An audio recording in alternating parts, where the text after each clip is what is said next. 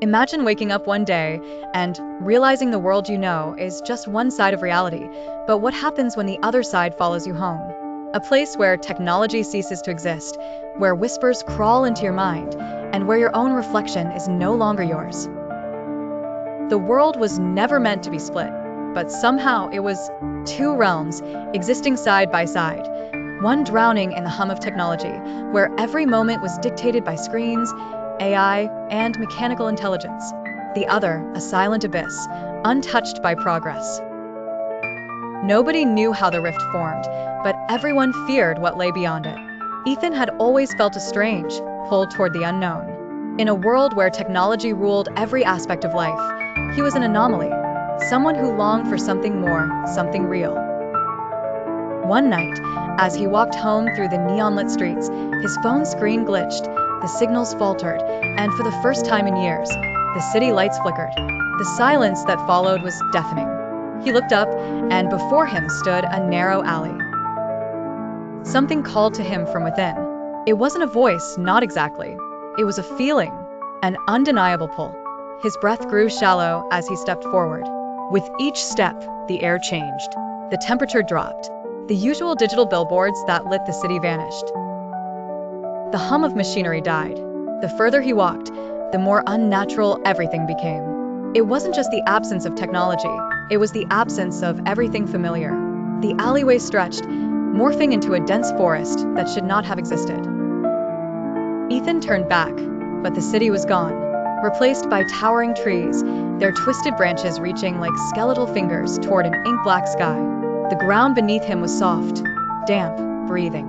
The silence was oppressive, heavier than anything he had ever known. He fumbled for his phone, his watch, anything, but they were dead, lifeless, as if they had never functioned at all. And then he saw it, a figure, motionless, standing between the trees. Its face was obscured by a darkness that defied logic, a swirling void. It didn't move, but Ethan felt its presence slithering into his mind, whispering thoughts that weren't his own. Where am I? His own voice felt foreign in the emptiness. The figure did not answer. But then, the world shifted.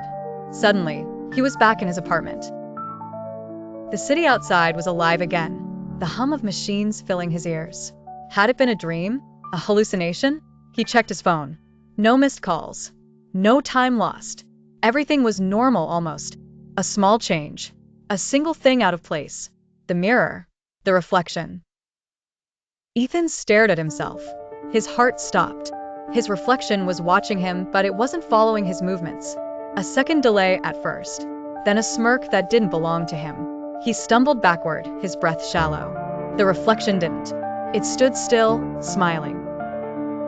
The corners of its mouth stretched, too far, too inhuman.